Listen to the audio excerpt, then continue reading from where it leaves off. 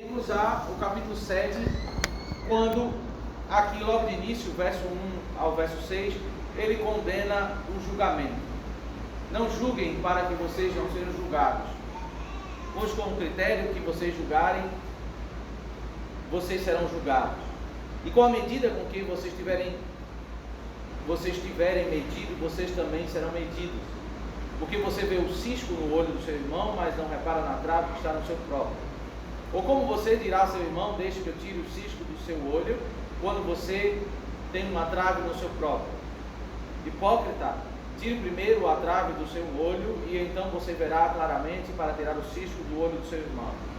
Não deem aos cães o que é santo, nem joguem as pérolas diante dos porcos, para que estes não as pisem com os pés, e aqueles voltando não estraçalhem vocês. O que é que está sendo condenado aqui nesses 6 versículos? Qual é o ponto aqui que o Senhor Jesus está condenando?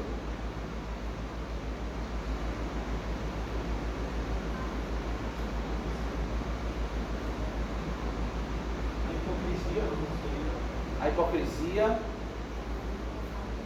Como? O julgamento conforme o meu padrão.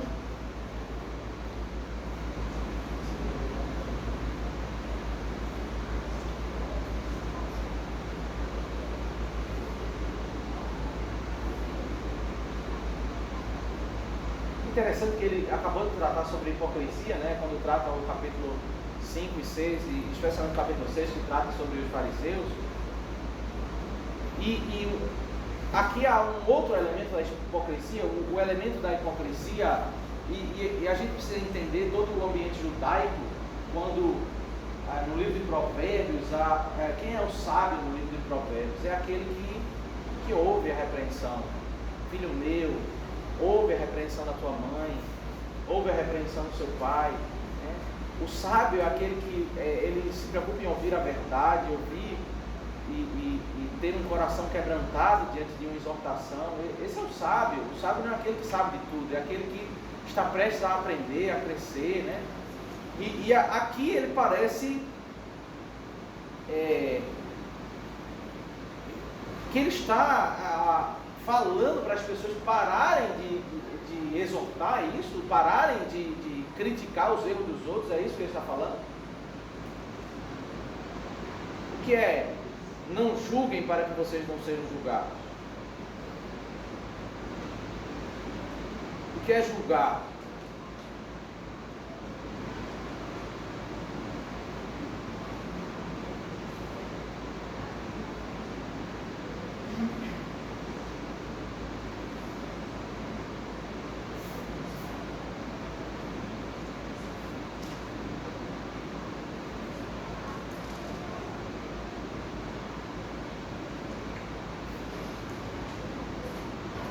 Julgar seria apontar algum erro, algum suposto erro, sem um padrão, porque ele vai falar com critério.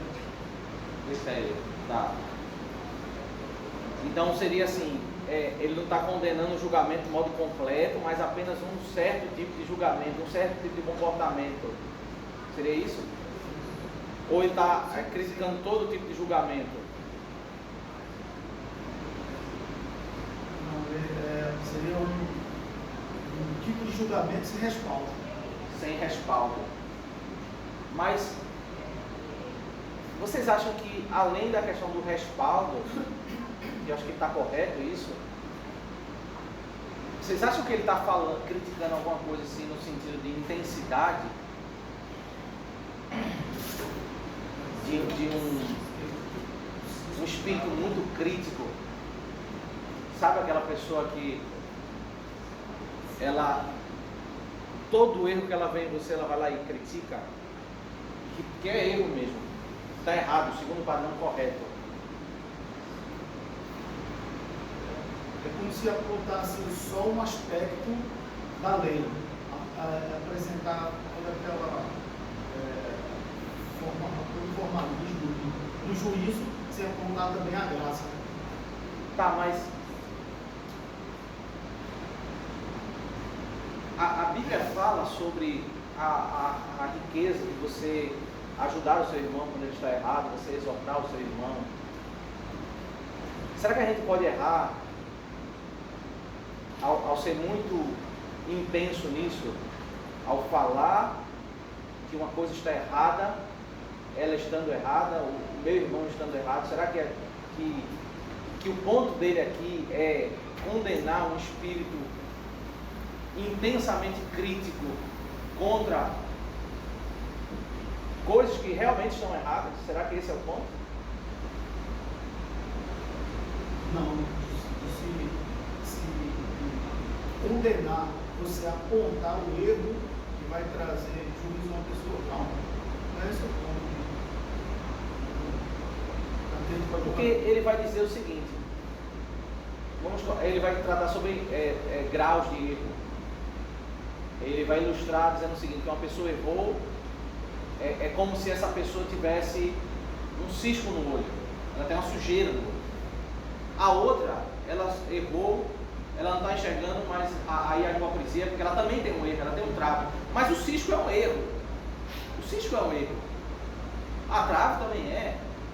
A hipocrisia é porque eu tenho um espírito crítico contra o erro que ele cometeu, mas eu não consigo olhar o meu erro. Então, a minha crítica contra o erro, ela não é propriamente uma crítica contra uma virtude, é uma crítica contra um erro.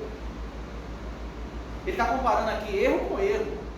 Assim, a minha intensidade para julgar o outro é muito maior do que para mim julgar. Do que olhar para o meu erro. Para olhar para o meu erro. E ele está falando, não é que uma pessoa tem um comportamento correto e ele julgava como errado, que era o que os fariseus faziam com Cristo.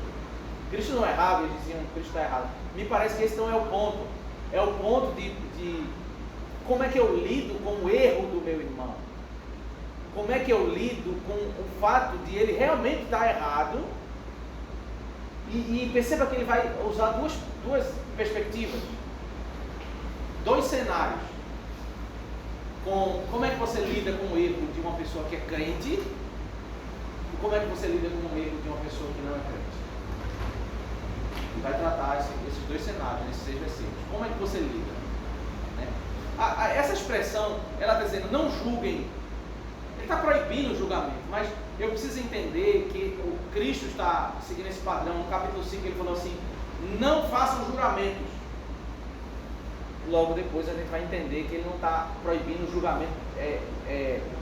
O juramento, todo motivo, ele está dizendo, olha, não jurem cotidianamente.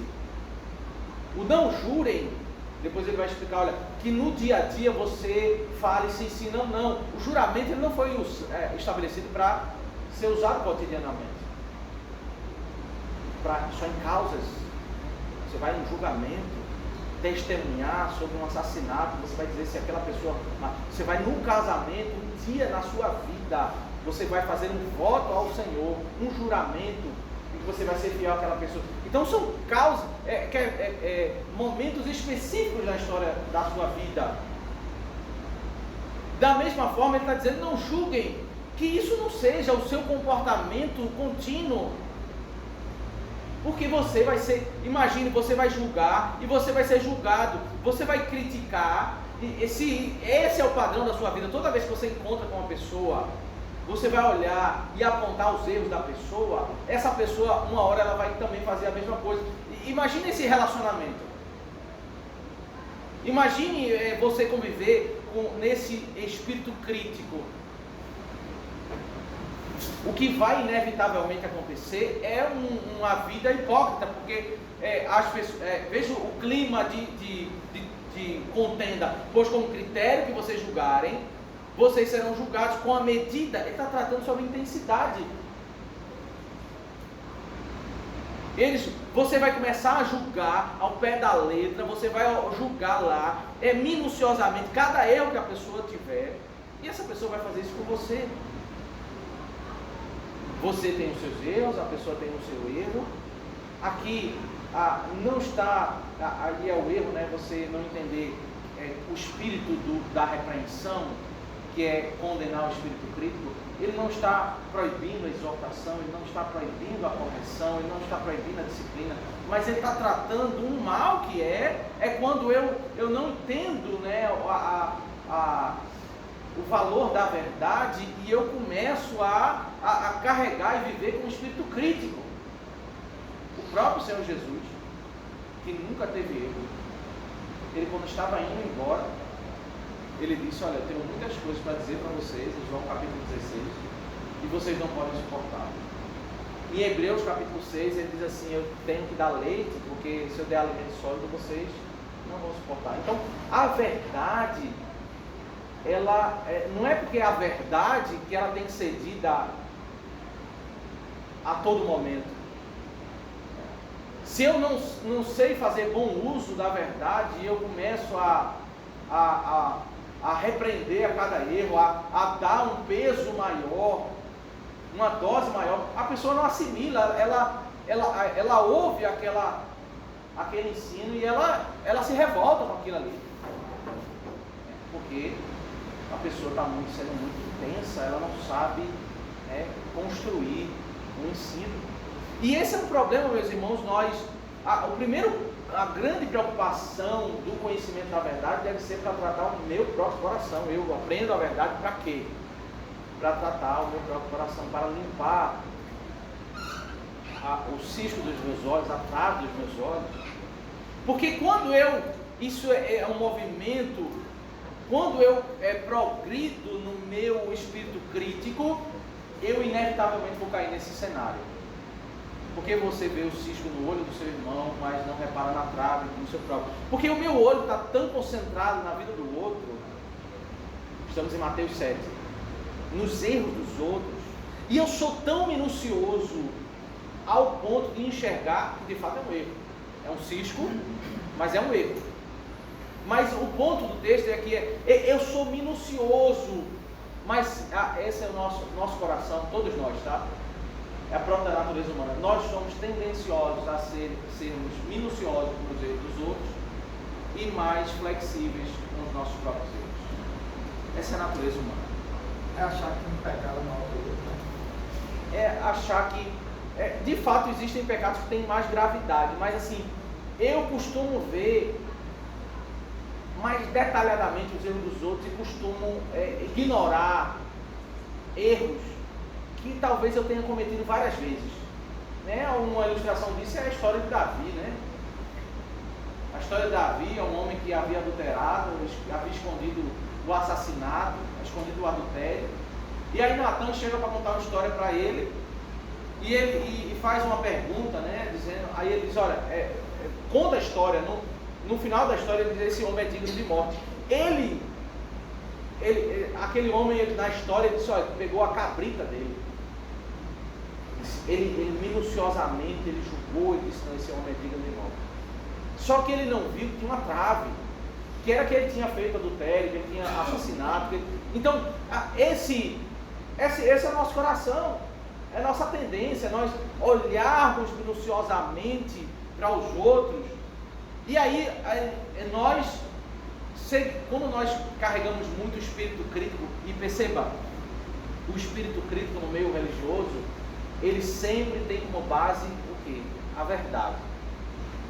Mas eu estou criticando por causa da verdade. Mas essa crítica por causa da verdade, ela pode ser danosa. Ela pode me levar a um comportamento hipócrita, quando eu carrego demasiadamente esse espírito crítico. Quando isso é parte da minha rotina. Imagine um casamento onde o marido chama a mulher para conversar todos os dias para apontar os erros dela.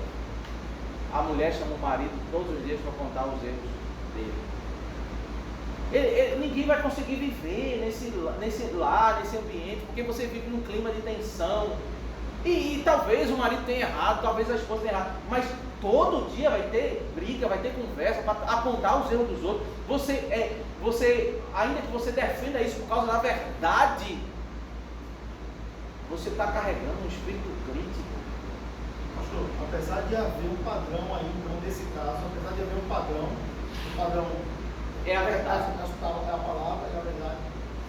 E o padrão, eu estou relativizando essa verdade a meu favor. eu acho que o ponto não é relativizar. Pode acontecer isso. Vai acontecer quando eu caio no caminho da hipocrisia. Mas perceba, tirando o seu erro, quando você vai criticar uma outra pessoa que também está errada, me parece que o ponto do texto é quando você faz isso demasiadamente. Você carrega o espírito crítico e a pessoa está errada.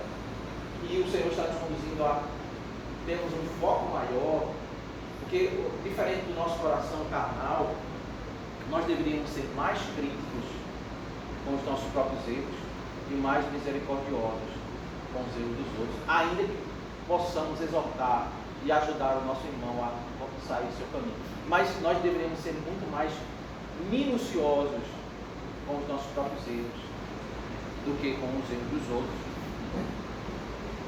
Hipócrita, tira primeiro a trave do teu olho, então você verá claramente para tirar o cisco do olho do seu irmão. Então, não é uma proibição a exortar. Eles estão numa comunidade judaica que eles têm um hábito muito forte de exortar uns aos outros. Mas o farisaísmo fez isso virar um câncer. Fez isso virar um problema quando as pessoas, em nome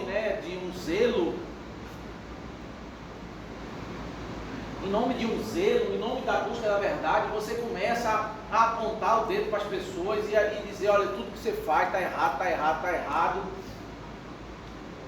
Se nós fizermos isso com os nossos filhos, nós vamos destruir eles, porque ninguém aguenta viver à base de ser apontado o erro continuamente. Ninguém aguenta.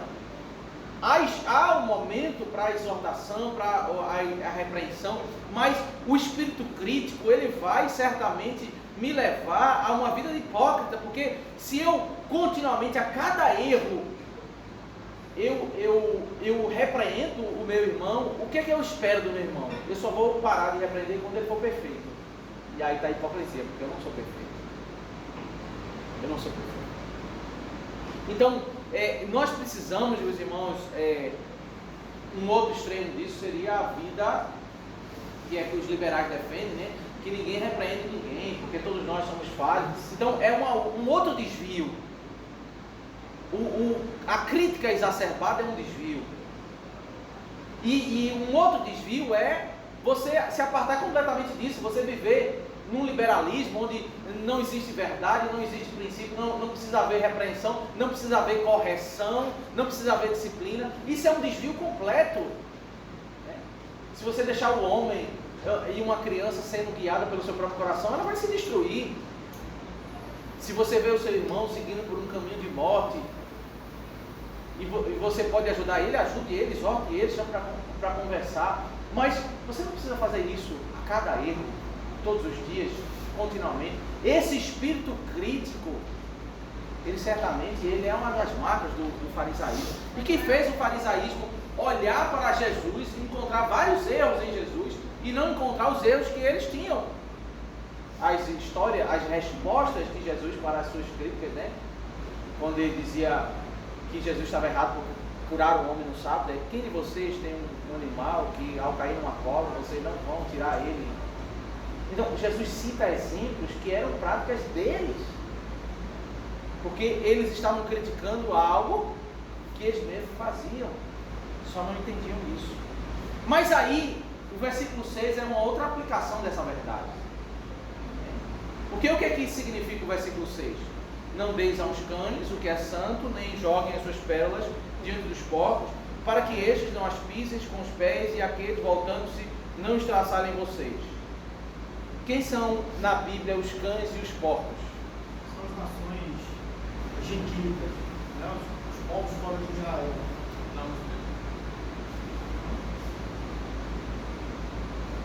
Tá. A princípio, sim. Mas perceba o cerne dessa verdade. Em Levítico capítulo 11, vai se dizer os animais que podem ser comidos e os animais que não podem ser comidos, animais puros e impuros.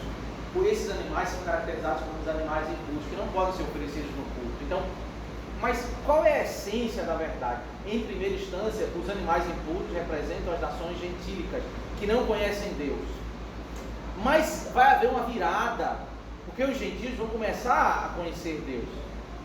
Então, o ponto, o que é um cão e o que é um porco, aqueles que não pode cultuar, não podem se apresentar. É um homem sem Deus, que geralmente no Antigo Testamento são as nações gentílicas.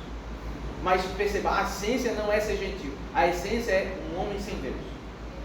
E que por isso ele não pode cultuar, por isso ele não pode adorar. Quem é um homem sem Deus? É um imundo. Percebe? A figura do animal imundo é porque o homem é imundo. Então, o que ele está dizendo? Não dê ao imundo o que é santo. Não dê a um homem sem Deus. Então, cuidado. O ponto aqui é: se eu preciso ser cauteloso até com o meu irmão, na minha crítica, imagine a cautela que eu vou ter que ter para com uma pessoa que não conhece Deus. Imagine eu começar a ser crítico com uma pessoa que não conhece Deus, eu começar a dizer que eu olho ele com o santinho dele, eu começo a criticar porque dizer que isso é uma idolatria, começo a criticar porque ele chama palavrão, começo a criticar porque ele faz isso. Ele está dizendo, olha, não dê aos cães o que é santo, porque é o que vai acontecer. Ou outra ilustração, a pérola, a boa repreensão, ela é aquilo que é santo, é aquilo que é uma pérola, uma joia. Porque o que vai acontecer? Eles vão pisar, ele não vai se arrepender diante dessa repreensão. Ele é um homem imundo, é um homem ímpio, e pelo contrário, ele vai se voltar para você, ele vai estraçalhar vocês, ele vai ter ódio de você. É o que diz em Provérbios, né?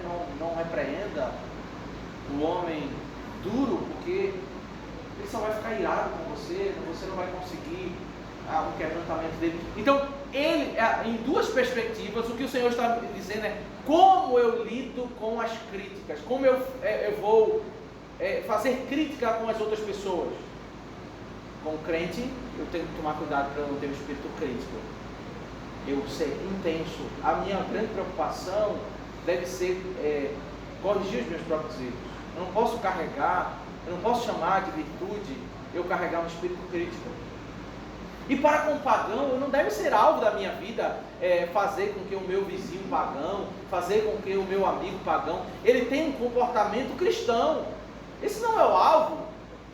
Isso não deve. Eu vou arruinar minha vida no trabalho, eu vou arruinar minha vida com os meus amigos, no meu relacionamento. Imagine, existem pessoas, né, que se convertem, chegam na família, a família toda pagã, e começa a dizer que tudo está errado, né? Isso está errado, está errado, está errado. Criticar todo mundo, e as pessoas não querem mais chegar perto de você, e você vai ainda dizer que é por causa da verdade. Não é por causa da verdade, é porque você tem um espírito crítico e você não usou de sabedoria. Pastor, quando naquela passagem que João Batista ele aponta o erro do rei Herodes, ele chega para uma autoridade e aponta claramente que não deixa de ser erro. Mas isso seria um exemplo, ou provavelmente ele já tinha pregado para o rei Herodes? Porque a Bíblia também vai falar que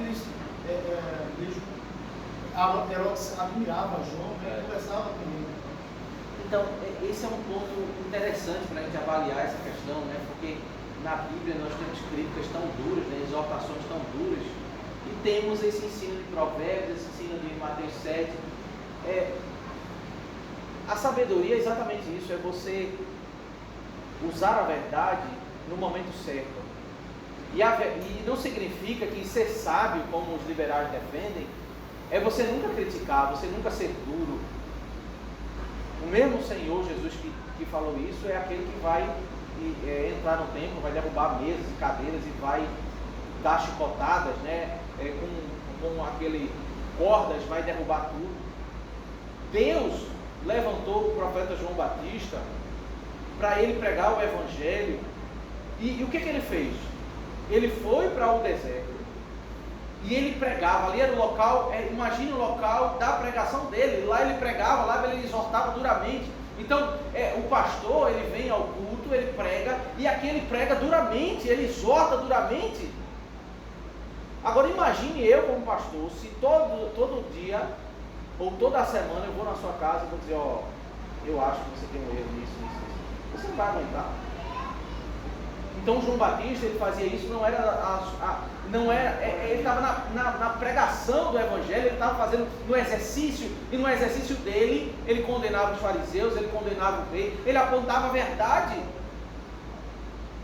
Mas o que Cristo está falando aqui é sobre relacionamentos interpessoais. Então a verdade, você como um pai diante do filho, vai ter horas que você vai ter que ser muito duro. Agora, o que nós precisamos saber é que o seguinte: será que precisamos chamar a atenção dos nossos filhos duramente, tantas vezes, até a exortação vai perder o seu valor, né? Porque vai virar corriqueiro, né? Então você vai conduzir o seu filho, você vai ensinar o seu filho, você vai conversar com o seu filho, você vai orientar. À medida que o filho vai crescendo, você vai cada vez mais deixando de bater e mais ensinando. O que acontece exatamente é ao contrário, né? Os pais, eles são muito flexíveis na infância, e quando o menino chega com comportamentos absurdos, com 15 anos, o pai quer dar uma surra de cinturão. Aí o menino se revolta. Por quê? Porque se ele tivesse dosado sabiamente na infância, ele aos 15 anos ele não precisaria mais bater no menino, ele iria conversar. Porque ali você está quase que propriamente um homem, né? Uma mulher. E aí agora você quer bater como se fosse um bebê, uma criança. Aí ele se revolta. E às vezes, pastor, nem a conversa na adolescência precisa. O olhar, como era meu pai comigo e com a minha irmã, já dizia o recado, né? Então, a criança, ela tem capacidade menor de compreensão. Então você ensina menos e bate mais. À medida que ele vai crescendo, você bate menos e conversa mais. Até o momento onde você vai parar de bater e ele vai ter temor. E vai chegar uma hora que o seu filho vai ter mais força que você. Mas ele precisa respeitar a sua voz. O que vai temer ele não é a força do seu pai, mas é aquilo que foi educado. Então você está dosando com sabedoria, você construiu aquilo de modo correto. Então o ponto aqui é a sabedoria. Qual é a sabedoria de eu carregar um espírito crítico para repreender o ímpio? Eu preciso, aí, perceba, esse movimento do texto, eu preciso entender o bloco, porque parece que ele muda de assunto. Ele não mudou de assunto, nós vamos ver, mas parece que ele mudou de assunto. Quando ele começa a falar, no verso 7 ao verso 11, sobre outro tema. Peçam e lhes será dado, busquem e acharão, batam e a porta será aberta para vocês. Pois todo o que pede recebe, e o que busca encontra, e a quem bate, a porta será aberta. Ou a quem de vocês, se o filho pedir pão, lhe dará uma pedra? Ou se pedir um peixe, lhe dará uma cobra? Ou se vocês que são maus, sabem dar coisas boas aos seus filhos, quanto mais o Pai de vocês que está nos céus, dará coisas boas aos que lhe pedirem. Então ele está falando sobre o que? O verso 7 ao verso 11. Encorajamento à oração. Ele encoraja a oração a Deus, sabendo que se nós pedirmos a Deus, Deus que é um Pai bom, comparado conosco, que nós somos maus, Deus vai atender as nossas orações. O que é que a oração tem a ver com o espírito crítico do bloco anterior? Ou ele mudou de assunto completamente? Aí o desafio que nos mostra é o versículo 12, porque o versículo 12 ele une os dois blocos. Portanto, tudo que vocês querem que os outros façam a vocês, façam também vocês a eles, porque esta é a lei dos profetas. Ele fala sobre espírito crítico, ele fala sobre oração, e ele diz, olha, a lei é que eu preciso pensar no modo como eu quero ser tratado, para eu tratar as outras pessoas. O que é que esse bloco anterior tem a ver com a oração?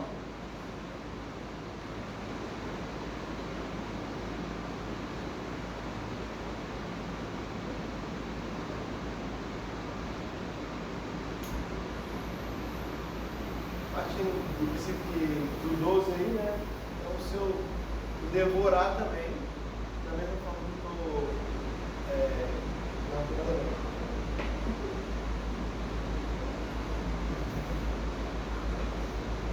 O princípio é assim, eu devo agir do mesmo modo que eu quero ser tratado. Se eu quero ser abençoado, eu vou orar e vou ouvir, e Deus vai me abençoar. Né? Eu peço a Deus, eu suplico a Deus a sua bênção, e Deus vai me abençoar. Eu vou tratar bem o meu irmão, e ele vai me tratar bem. Então ele une o meu relacionamento com Deus, o modo como eu trato Deus, ele está relacionado com como eu quero ser tratado com Deus. Então o modo como eu trato o próximo, né, seja um irmão, ou seja um não irmão, ele vai. Imagine você conviver com uma pessoa pagã e você sendo crítico com ele, ou o inverso, porque tem pessoas que não são crentes e são críticas também, né? Tudo que ele vê, ele acha errado, ele quer criticar. Você não quer conviver com uma pessoa dessa? E ele está como que tirando esse espírito crítico.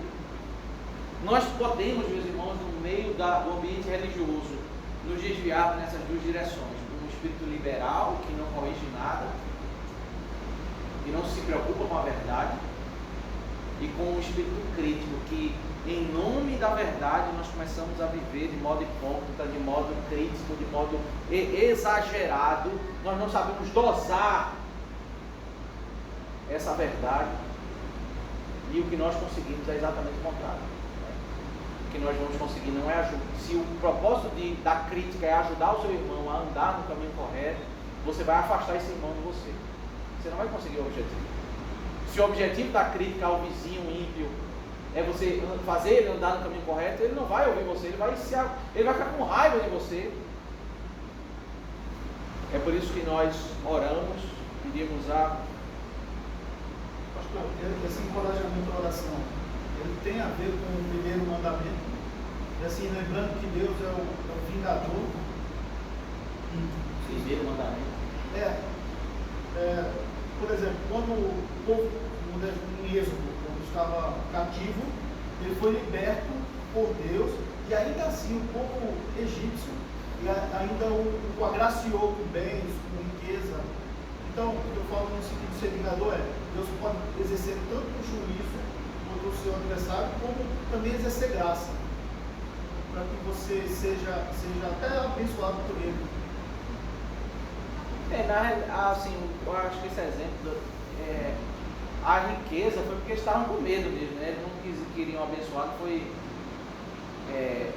Deus compeliu eles a dar a riqueza, porque eles tinham acabado de passar a morte, né, dos primogênitos, e eles deram, dizendo tipo assim, tome e vai embora, porque eu quero que você vá embora, porque eu estou sofrendo aqui. Então não foi uma coisa tão voluntária não, né? Então, o ponto aqui é que Deus está... Eu acho que essa é a essência do texto, tá? Quando a gente pega um texto que tem um propósito e a gente desvirtua ele para outro ponto que os liberais fazem, né? Dizendo que esse texto ele está condenando qualquer crítica, ele está desvirtuando. O texto ele tem um propósito. O propósito do texto é condenar o espírito crítico, ponto. Para um povo que pegou o ensino do Senhor, que é para nós usarmos o ensino do Senhor para corrigir os nossos filhos, ajudarmos aos outros, e ele está fazendo isso com que isso seja... E nenhum relacionamento sobrevive mesmo. Nenhum relacionamento sobrevive, né? Tem alguns casos de família, né, que a esposa, às vezes é o esposo, né, eles são maníacos por limpeza, né? Aí o esposo deixa uma coisa lá, sei lá, uma toalha em cima da cama, uma sandália. Aí a esposa vai lá e reclama, né? Aí o esposo gosta disso, daquilo, ele vai, tudo que a esposa faz, reclama. Então, é exatamente contra isso que o texto está repreendendo, esse espírito crítico, exacerbado, né? O foco não pode ser o outro, o foco tem que ser a mim mesmo. Né? E nesse processo, eu posso, né? Eu só não posso fazer disso uma rotina, só não posso fazer disso cotidiano. Eu repreender o meu irmão, eu conversar com o meu irmão, eu exaltar o meu irmão, eu fazer disso, né, um espírito altamente crítico. Aí a minha crítica maior, ela deve ser para com o meu próprio coração. Parece que esse é o ponto do texto. Bom, vamos orar? Obrigado, Senhor, pela tua palavra, pelos teus ensinos. Nos ajuda, Senhor, a aprendermos do Senhor e sabermos aplicar a tua verdade. Sabermos dosar, ó Deus, com sabedoria a tua verdade. É isso que nós te oramos, em nome de Cristo. Amém.